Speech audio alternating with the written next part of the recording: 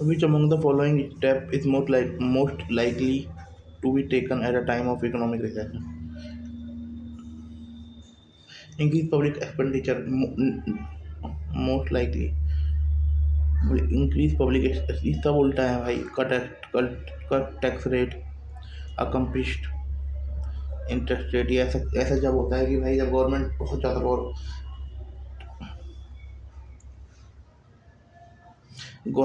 ज़्यादा बोरो कर रही होती है. जब बोरो करेगी तो आम जनता के लिए पैसा नहीं बचेगा. जब बचेगा तो वो बैंक उन्हें हाई रेट पे देंगे, तो इससे टैक्स रेट भी कम हो जाएगा. क्योंकि गवर्नमेंट अपनी अपने मतलब टैक्स को ज़्यादा बढ़ाएगी नहीं बिग बिग प्रोजेक्ट के लिए, है ना. और बट उनके लिए पर इंटरेस्ट रेट बढ़ जाएगा. Increase in expenditure in public project, ये तो है ही. Increase in tax rate accomplished reduction of interest rate. आप रिडक्शन रेट को कम कर दो और टैक्स रेट को ज़्यादा कर दो, उल्टा ही हो जाएगा. रिड्यूस कैपिटल एक्सपेंडिचर, ये तो इसका तो मतलब ही नहीं बनता.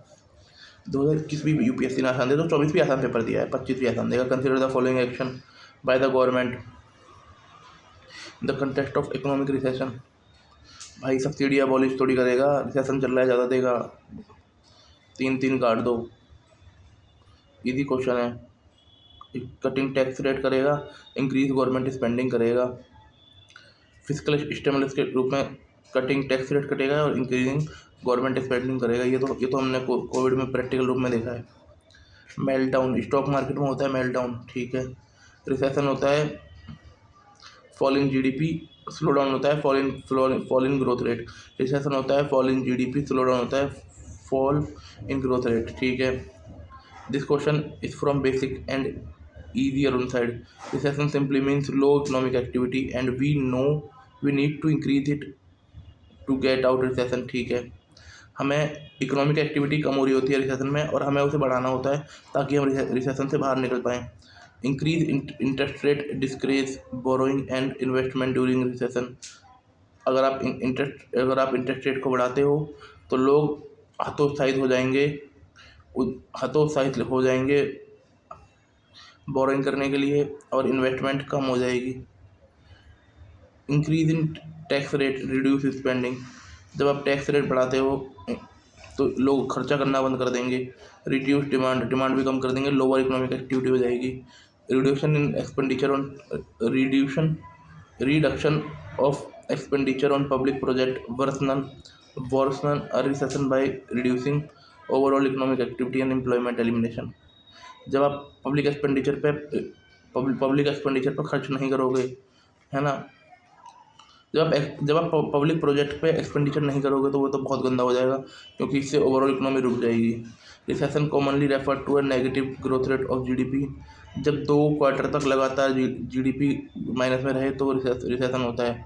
नेगेटिव ग्रोथ रेट रहे. Indicator of recession include slow down in economy. Recession से पहले स्लो डाउन आता है, ऐसा नहीं आता कि एक साथ ही रिसेशन आ गया. फॉल इन इन्वेस्टमेंट भी कम होती है. Fall in economic output level भी कम हो रहा होता है.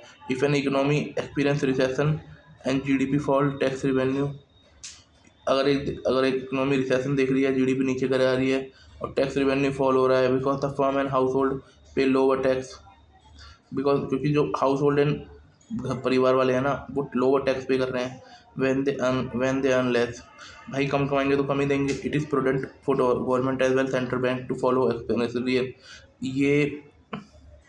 ये सेंट्रल बैंक को सरकार का काम होना चाहिए फिजिकल एंड मॉनेटरी स्टिमुलस दो लोगों को, बट इन्फ्लेशन को ध्यान में रख के. ऐसा ना हो कि उल्टा ही हो जाए. आगे आ गया increase in interest rate result into credit crunch in economy. जब आप इंटरेस्ट रेट को बढ़ाओगे तो लोगों की जो इच्छा है ना उधार लेने की, वो कम हो जाएगी. Which is not desirable at a time of recession. ये डिजायरेबल नहीं होता रिसेशन के टाइम पर. Increase in expenditure on public project. It is the one of the tool stimulate economy and the time of recession. ये देखो current affairs है पूरा.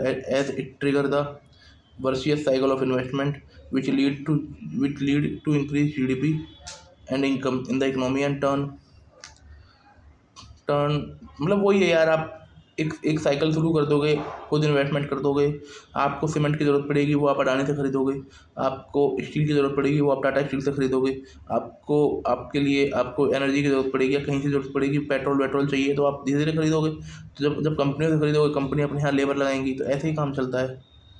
Increase in tax rate is not desirable. Tax rate बढ़ा दोगे लोग खर्च करने के लिए, यार कि यार 5 रुपये खर्च कर रहा हूँ, 1 रुपये तो सरकारी ले लेगी या 2 रुपये तो सरकारी ले लेगी, रोने लग जाएंगे लोग। Reduction on expenditure public public reduction on expenditure on public project, ये तो उल्टा ही है भाई, ऐसा तो होगा ही नहीं।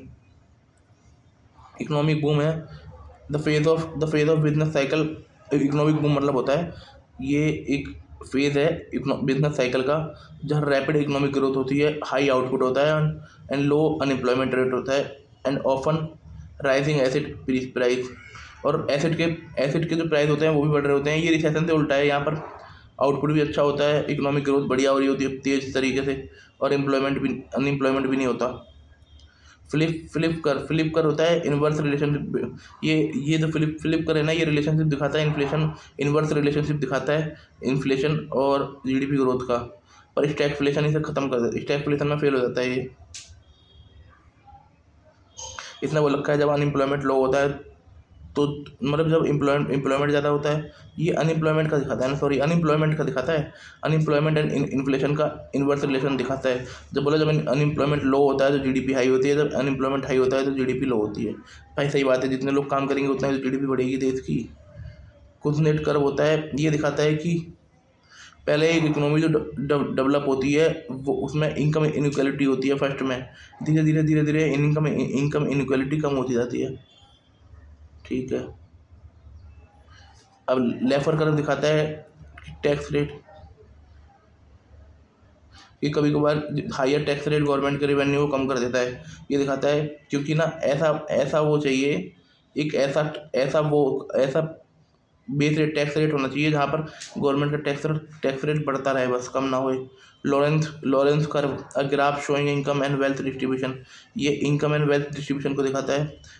द मोर, अगर 45 डिग्री से कम होता जाएगा तो लाइन ऑफ इनइक्वालिटी बढ़ती जाएगी, मतलब 45 डिग्री से बहुत कम है तो इनइक्वालिटी है देश के अंदर, अनइक्वल डिस्ट्रीब्यूशन।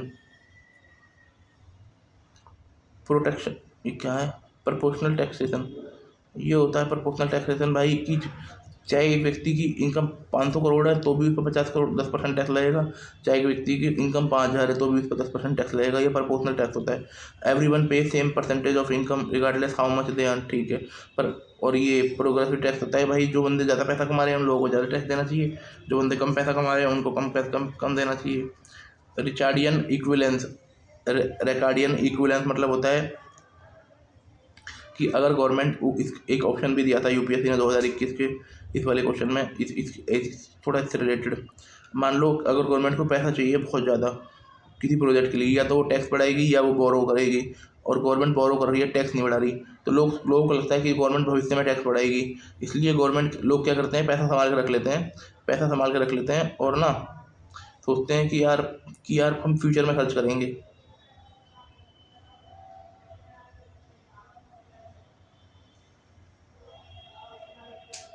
तो हम भाई फ्यूचर में टैक्स बढ़ेगा तो फ्यूचर में पे कर देंगे। इससे क्या होगा, फिस्कल स्टिमुलस, भाई जो गवर्नमेंट जिन लोगों के लिए काम कर रही है वही लोग बेचारे वो हो जाएंगे, पैसा खर्च नहीं करेंगे, वही उनकी ग्रोथ नहीं हो पाएगी।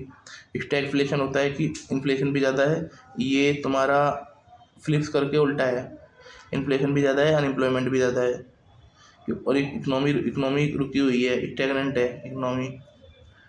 क्राउडिंग आउट इफेक्ट, ऐसा ये भी यूपीएससी ने क्वेश्चन के रूप में पूछा था।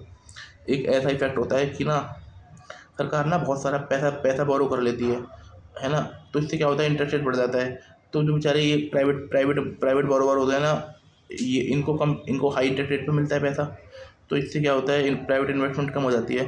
ऑटोमेटिक स्टेबलाइजर, ऐसा होता है कि गवर्नमेंट को कुछ इकोनॉमिक पॉलिसी को लागू नहीं करना पड़ता, अपने आप लागू हो जाती हैं इकोनॉमी को स्टेबलाइज करने के लिए, like tax collection, unemployment benefit without government action.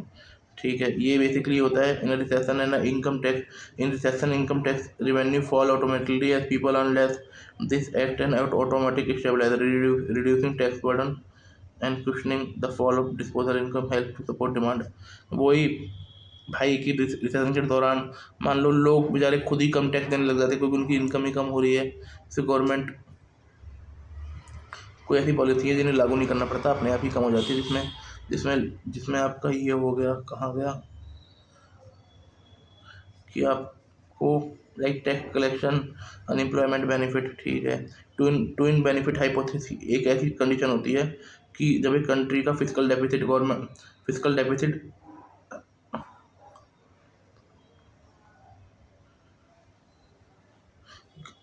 Country का जो फिजिकल डेफिसिट होता है ना, वो current account deficit physical deficit और करंट अकाउंट डेफिसिट दोनों ज़्यादा होता है, तो उसे twin hypothesis twin deficit hypothesis बोलते हैं। Thank you.